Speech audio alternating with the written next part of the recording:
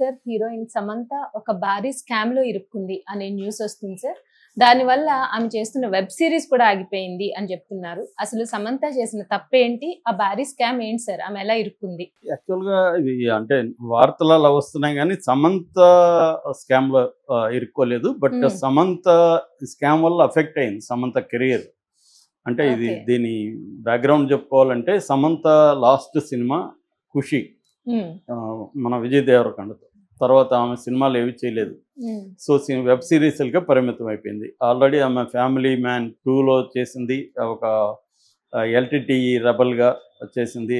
దానికి ఎంత అప్రిసియేషన్ వచ్చింది తెలుసు. దాని తర్వాత ఆమె రాజ్ నిడుమోరు అనే డైరెక్టర్ ప్రొడ్యూసరు, అతనితో అఫేర్లో ఉందని, డేటింగ్లో ఉందని, అతన్నే పెళ్లి చేసుకుపోతుందని, అతను కూడా భార్య విడాకులు అప్లై చేశాడని వార్తలు వచ్చాయి. మనం కూడా ఆ స్టోరీ చెప్పుకున్నాం. రాజ్ అండ్ డీకే అంటారు. రాజ్ నిడుమోరు, డీకే అంటే దాసరి కొత్తపల్లి కృష్ణ, డీకే కృష్ణ అనమాట. దాసరి డీకే అంటే దాసరి కొత్తపల్లి. వీళ్ళిద్దరు కూడా శ్రీ వెంకటేశ్వర ఇంజనీరింగ్ కాలేజీలో చదువుకున్నారు తిరుపతిలో. ఈ డీకే అబ్బాయిదేమో చిత్తూరు, ఈ రాజనిడుమూర్తి కూడా తిరుపతి, మొత్తంగా చిత్తూరు జిల్లా.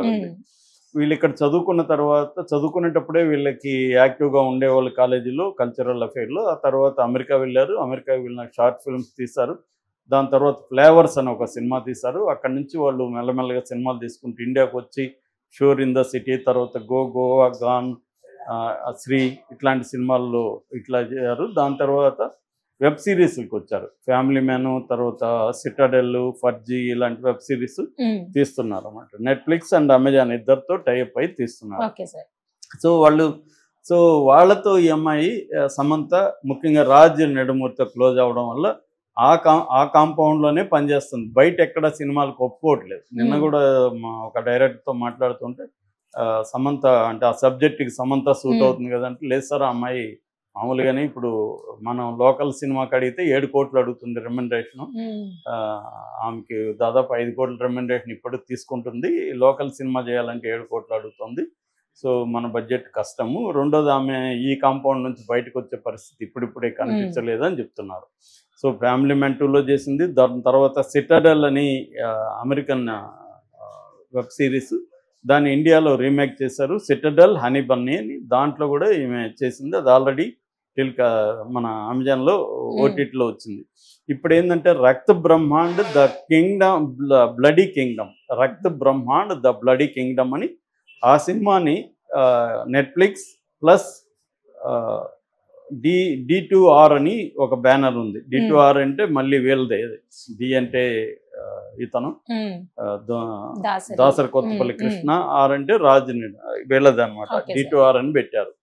సో ఈ 2 సంస్థలు కలిపి ఈ సినిమా జరుగుతుంది. ఈ సినిమా ఆల్రెడీ వామిక గబి, తర్వాత ఆదిత్య రాయ్ కపూర్, వీళ్ళు సమంతతో కూడా కలిసి యాక్ట్ చేస్తున్నారు. సో ఈ సినిమా షూటింగ్ జరుగుతుంది. దీనికి రహీ అనిల్ అనే అబ్బాయి డైరెక్టర్. వీళ్ళిద్దరు ప్రొడ్యూసర్లు. వీళ్ళ పర్యవేక్షణలోనే డైరెక్టర్ని, మామూలుగా వెబ్ సిరీస్లకి డైరెక్టర్ని ఎవరైనా పెట్టుకుంటారు కానీ పర్యవేక్షణ అనేది ప్రధానంగా ఇంపార్టెంట్. సో వీళ్ళిద్దరు పర్యవేక్షణలో జరుగుతుంది. ఇప్పుడు ఏమైంది, దాంతోపాటు ఇంకొకటి గుల్కండ్ టేల్స్ అని ఒక అమెజాన్ సెక్స్ కామెడీ. ఇది పీరియడ్ సెక్స్ కామెడీ అనమాట. అంటే మన కామసూత్ర జరిగిన టైంలో జరిగిన ఒక కథను తీసుకొని సెక్స్ కామెడీగా వెబ్ సిరీస్ లాగా మలిచారనమాట. అది కూడా అమెజాన్లో రాబోతుంది. దాని బడ్జెట్ కూడా 120 కోట్లు. సో ఇప్పుడు ఏమైందంటే సడన్గా ఈ రక్త బ్రహ్మాండ్, సమంత చేస్తున్న రక్త బ్రహ్మాండ్ 26 డేస్ షూటింగ్ జరిగినాక ఆగిపోయింది. ఆగిపోవడం దేనికంటే ఇందులో ఒక స్కామ్ జరిగిందని చెప్తున్నారు. మామూలుగా మొత్తం బడ్జెట్టే ఈ 26 రోజుల్లో అయిపిచ్చేశారు. ఇంకా బడ్జెట్ లేదు కాబట్టి నెట్ఫ్లిక్స్ చేతులు ఎత్తేసింది. దాదాపు 3 కోట్ల స్కామ్ జరిగింది అని చెప్తున్నారు. ఇది స్కామ్ ఒక ప్రొడక్షన్ ఎగ్జిక్యూటివ్ ప్రొడ్యూసర్ ఉంటారు కదా, వాళ్ళే ఈ స్కామ్కు పాల్పడ్డారు అనేది వస్తున్న వార్త. నేషనల్ మీడియా అంతా కూడా దీని మీద రాస్తుంది అనమాట. ఇది సమంత కెరీర్కి అఫెక్ట్ అయ్యే అవకాశం ఉంది. ఎందుకంటే ఆమె బయట సినిమాలో ఒప్పుకోలేదు, వీళ్ళతోనే చేస్తుంది. ఇదేమో ఇప్పుడు ఆగిపోయింది. ఈ దెబ్బకి అమెజాన్ కూడా ఈ గోల్కొండ టేల్స్ని ఆపేసింది.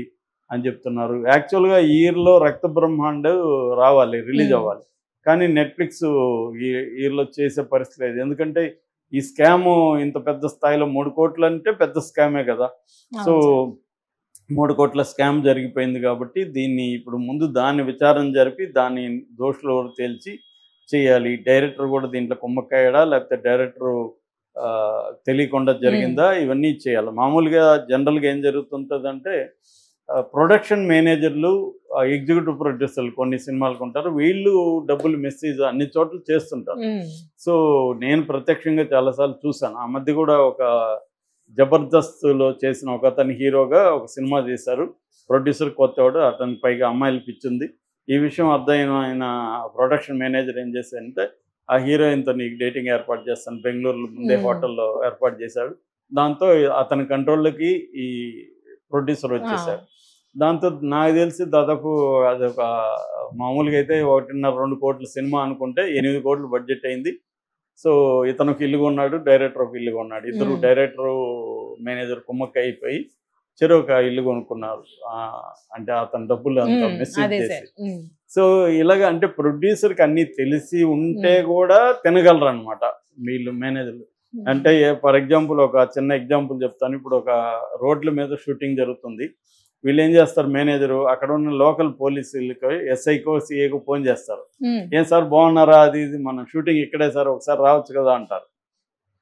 ఆల్రెడీ వీళ్ళు అన్ని పర్మిషన్లు తీసుకొని ఉంటారు. ఆ రోడ్లో చేయడానికి వీళ్ళు అందరి పర్మిషన్లు తీసుకొని అక్కడ చేస్తుంటారు. అయినా వీళ్ళు ఫోన్ చేస్తారు. వాళ్ళు వచ్చి ఏం చేస్తారు, వీడి ముందే చెప్పుంటాడు, వాళ్ళకి వచ్చినాక చెప్తారు. సో ఇదంతా వీళ్ళ మధ్య ఒప్పందం అనమాట. సో వాళ్ళు వచ్చి ఇక్కడ పర్మిషన్ లేదు అని కెమెరా లాక్కొని పోలీస్ స్టేషన్ కెమెరా తీసుకెళ్ళిపోతారు.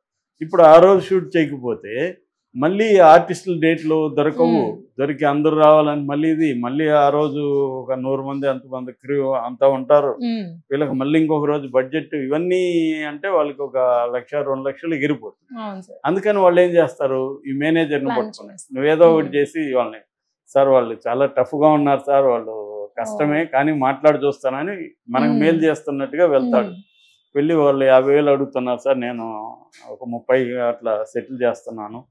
ఇప్పుడు మనం ఎట్లా ఉంటాం టెన్షన్లో, అసలు ఏదో ఒకటి చేసి ముందు షూటింగ్ కానిద్దామన్న మూడ్లో ఉంది. సో వీడికి 30 ఇస్తాం. 30లో వాళ్ళకి 5-10 ఇచ్చి ఇతను ఒక 20 ఇతనే వేస్తాడు. అంటే ఇతనే ఒక క్రైసిస్ క్రియేట్ చేసి ఇతనే సాల్వ్ చేసి ఇతను డబ్బులు తింటాడు అనమాట. ఇది నువ్వు ఎంత జాగ్రత్తలు ఉన్నా ఆపలేము, మన ఎదురుగానే చేయగలరు వాళ్ళకి ఉన్న ఎటువంటి. అందుకని ప్రొడ్యూసర్ చాలా చాలా జాగ్రత్తగా ఉండాలి. ఉంటే కూడా కొంత మిస్యూజ్ అవుతుంది, కానీ తగ్గించవచ్చు అనమాట. అన్నిట్లో ఇన్వాల్వ్ అయ్యి అన్నిట్లో జాగ్రత్తగా తన పర్సనల్ ఒక టీంను పెట్టుకొని చేయగలగాలి. సో ఈ మేనేజర్లు వాళ్ళు ఎందుకు అలా చేస్తారంటే, రెగ్యులర్ సినిమాలు ఉండవు, ఎప్పుడో 2 ఏళ్ళకో సంవత్సరానికి ఒక సినిమా వస్తుంది, దాంట్లో మ్యాక్సిమం నొక్కేయాలి. ఇది ఎవరి బాధ వాళ్ళ అనమాట. సో ఇలాగా దీంట్లో కూడా ఇప్పుడు ఇది పెద్ద 100 కోట్ల బడ్జెట్ సినిమాలో 3 కోట్లు తినడం అనేది పెద్ద సినిమా వాళ్ళకి తెలిసిన వాళ్ళకి పెద్ద విషయం కాదు. మామూలుగా ₹1,00,00,000 సినిమాలోనే 20 లక్షలు 30 లక్షలు తినేస్తారు వాళ్ళు. అలాంటిది 100 కోట్ల 120 కోట్ల బడ్జెట్లో వీళ్ళు తెలియకుండానే వెళ్ళిపోతూ ఉంటుంది, మిస్యూజ్ అవుతుంది అన్నమాట. కాకపోతే ఈ రాజ్ అండ్ వీళ్ళు మాత్రం దీన్ని ఖండించారు. అలాంటిది ఏమీ లేదని వీళ్ళు చెప్తున్నారు. ఎందుకంటే వీళ్ళు రిప్యుటేషన్ ప్రాబ్లం కాబట్టి వీళ్ళు ఖండించక తప్పదు. సో వీళ్ళు వచ్చి ఇప్పుడు మా సినిమాలో స్కామ్ జరిగింది అందుకని మేము ఆపేసామంటే ప్రాబ్లం కాబట్టి వాళ్ళు అలా చెప్పట్లేదు. వాళ్ళు వచ్చేది ఖండిస్తున్నారు. కానీ నేషనల్ వైడ్ మీడియా రాసిందంటే కొంత, ఎందుకంటే వేరే వాటి మీద రాయకుండా దీని మీద ఎందుకు రాసింది, కాబట్టి సంథింగ్ హ్యాపెండ్. సహజమే, ఇవి సీరియల్స్